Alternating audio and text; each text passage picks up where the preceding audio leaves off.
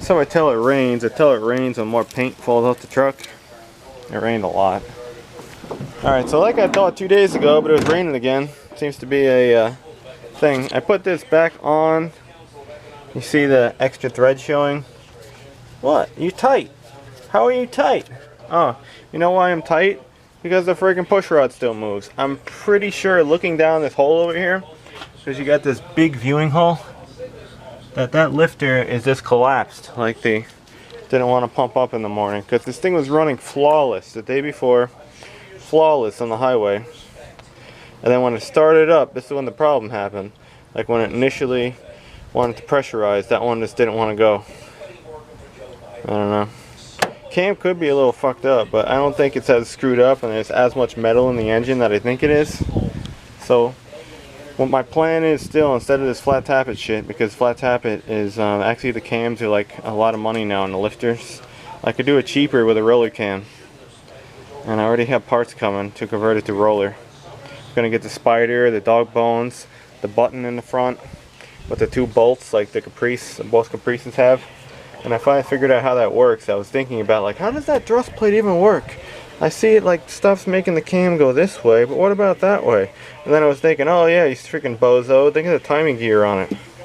Think of that, the timing gear on the other side. Duh! That stops it from walking, you stupid ass. But that fogged my mind literally for like a while when I was thinking about it. Like thinking about how that worked engineering wise, and then I just kind of figured it out like boom. Ah man, yeah, these rockers are pretty worn. If I can get this thing going, I don't know, maybe I'll get some all new rockers for it, or a better used set. But yeah, this thing's moving. It's moving. See, it's pushing down right now. Not much, but it's pushing down. Yep.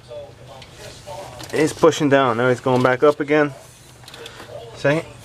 So if that lobe was totally wiped, right, I would have no action at all. If it's semi-wiped, I would still have valve action. So collapsed lifter only. I can probably just take that intake off, throw a new lifter in right in that hole, and then it'll probably run quiet, but I want to do more. So I don't think I sent metal over the engine. I don't. We won't know until I have it apart, but I don't think I sent metal over the engine. Oh my god. Right, would that make sense? Anybody? Comment? I got that thing like socked all the way to the bottom. It won't pump up. I think when you look in that hole, it looks deeper. The little piston in it looks deeper than the other one, but then again it's hard to see because the push rod's in there. But this the distance.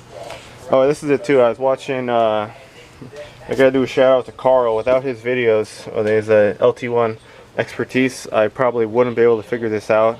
It helped a lot because he always has constant cam issues and lifter issues and everything. Go subscribe to Elwin Engines. He does all LT1 stuff. Carl's a cool dude.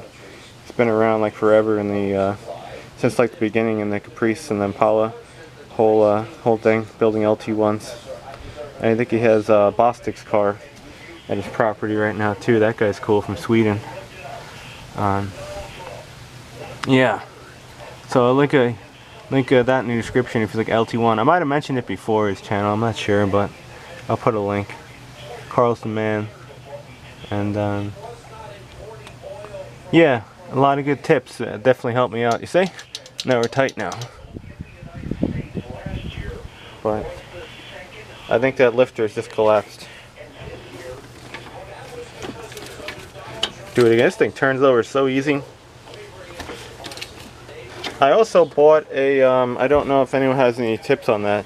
I want to drop the oil pump on it and just inspect it, take the little bottom plate off, check the gears, like my friend did once, lives in Carolinas now, on his 9C1, before he put an LS engine in it. His 9C1 had some miles on it, and his dad, the old hot rodder guy, was like, "Here, take it apart, I want to see it." And you're like, "What?" I was like, "What?" I was there, I didn't even know the shit came off. When we took the whole thing off the LT1 with the little plastic drive shaft nylon thing, "Don't knock it around, you're gonna snap the nylon thing." We're like, "Okay." But I got the metal one coming with the little drive shaft. I don't know, hopefully it fits. So I'd like to change that too, the little drive shaft in here. Yeah, and I'm tempted to get a oil priming thing too for the distributor. So when I put it all back together, I will see if I have pressure and shit, so I see if my taking apart oil pump actually works and I'm flowing before I start it. Only like 20 bucks, those little priming things. Alright, so why is my thing moving? This with a lot of lash. Probably whatever. The freaking the thing just didn't want to pump up that day. Takes a while to get to 3. Here's get compression, boy. That one's moving now. And these things don't go up much at all because the cam's so baby on it. But I also found too there was a tap sound I heard when that lifter was coming up, which is weird. I guess just the slack, it made a little popping sound. Yeah, this thing has like no lift at all. It's so hard to see. There's 3 coming down with the you see 3 coming down with the exhaust. Watch it. He's really coming down now. I hate when that thing falls off. So hard to do. There's a 5-blade fan, but it has an open 2 blades are spaced more, and that's kind of why I want to put your wrench. Nice ratchets as shit. This snap-off one, it's like 15-inch. If I didn't have this, what a great ratchet to bump over your engine with. I used to use a smaller one on the pipe. What a good buy that was, and I got that super cheap. Like maybe like 80 bucks or something. Some people pay too much money for stuff. At the bolt, I don't know. I want to do it again, and now you fall off. You fell off same spot too. Yeah, we got a roller style timing chain coming. Not like roller chain, just the gear. I'm always picking like 93 Caprice parts because they were all roller. And yeah, I had all this shit apart years ago. Timing chain, whatever that shit headed, like 10 years ago. And the cam is approximately 22 inches. So I have to remove the radiator and the AC. But I have the AC machine because these AC lines run weird through like the, right here. There's like really no hole. Some people say you can swing it like a door. I don't know if you can. I'm just going to undo it, change the orifice valve, put plugs in that. I got the AC machine, I can care less. Or disconnect it, plug it, and then hook it back up so I don't get shit in my lines. Pull a vacuum, and then do it again. So, great time to change your radiator support, I'll tell you that. Almost there. Alright, but like I said though, okay, now it's loose now. It did get pressure before. So I'm gonna say that that baby is, see, it can't rotate now anymore. I like that a little tighter. I'm gonna say that lifter is just collapsed. That means that all 15 other ones are gonna do it as well. Makes sense? I don't know. So it's not a completely round lobe. Could be rounded a little bit. But why did this happen though at startup? This is the weird thing. Like, why would an old 167 whatever thousand mile engine, maybe true miles, like 155, that had weird tires on it, they were smaller, so put more miles on it. Why would this happen randomly at startup when I was cranking with the old gas? That's weird. Some people say these things also collapse. Maybe I had too much preload on those rockers over the years. Could have, because I was an idiot. I did this shit when I was, I don't know, a long time ago. Maybe like 20, 21. I don't know. I totally had problems adjusting the lash with the engine off. You're supposed to like turn the engine over, and I like didn't even know what I was doing. I used to get so scared as a lad, and I used to take the intake off. I wouldn't even put the timing mark on 0. I would just leave it wherever it was, and I would put a mark and try to put the distributor in the same exact spot it was, and it was just such a pain in the ass. I thought I was never going to get the thing in. But now I do cylinder number 1, I set it. I let that point at 1, I drop it back in. I must want to confuse myself and take the distributor out, spin the engine over like 4 times, and then try to line it back up in the same spot, see if I can do it. And then you got to take a plug out, I think, right? Stick something in the plug hole, crank the engine over by hand. When that thing kind of stops, you're at TDC on number 1. And then you should show a number 1 on the other thing, and then, right? I don't know. Again, I got much better with this with age. I'm still not a professional, but I get by. Much better than when I was as a lad. And that's why I keep this thing around for, because this is like the science project. Alright. Pretty sure that's my issue though. I think that thing's just totally collapsed. And I'll just leave that shit on and whatever. I might pump up a little bit. And then I'll like really pump up maybe. And I'll be like, blah, blah, blah, like super tight. Fuck, hold the valve open. Smash the piston. Yeah. I don't know. Don't do it. Maybe I'll loosen it up a little bit more.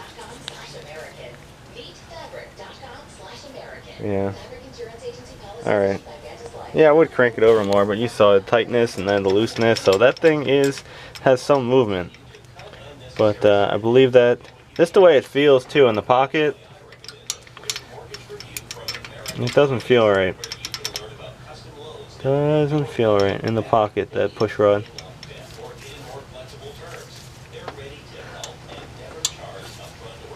Yeah, I don't know. I'm thinking the that lifter's just done. I hope so. We don't know until we take it apart, and we're not at that point yet. So I just wanted the truck back together somewhat so I can move it, and I think I can. I'm gonna back that off a little bit. I don't like that socked all the way down. I'm just gonna do it so the so that rocker can't turn around. That's what I forgot to show you too. The self-aligning on the rocker. Well, this is basically, well, you kind of see it there. 1, 2. There's just 2 little marks on it, and that's what locates it on the top of the stem. And that's why they're self-aligning instead of running guide plates or something. Yeah, I just don't want it so it pops all the way out. I think that's pretty lax right there. Before I was able to just take the push rod out and rotate the whole thing. I didn't really like that.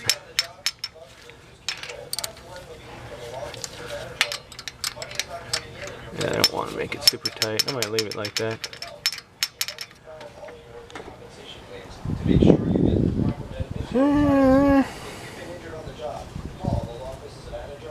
Still gonna be loud, but not as bad. Don't rev it up. Keep it at, I say, under 1500 RPM. It'll be just fine.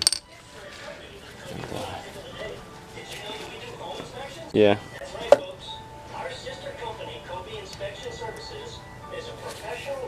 Good to know, good to know. Alright, I got way too much. You know, I could have tore into this right now. The parts store, let me just show you how you're getting ripped off. The oil pan gasket, $35 at the parts store. It's $22 like everywhere else. Amazon, Summit Racing, $22. Intake manifold gaskets, they're like $9 to $14. That's how much they cost. Felpro, used them a bunch of times. Parts store, 20. Was it 22? I think it was $22. $22. Maybe more, $25 in some places for the same manifold set. No way. Timing little steel set. It was like 20 bucks at the parts store. Everywhere else, it's like for that one seal, it's like $2, and for a whole kit with the seal and everything, like $9. Like Mail or Felpro or something like that.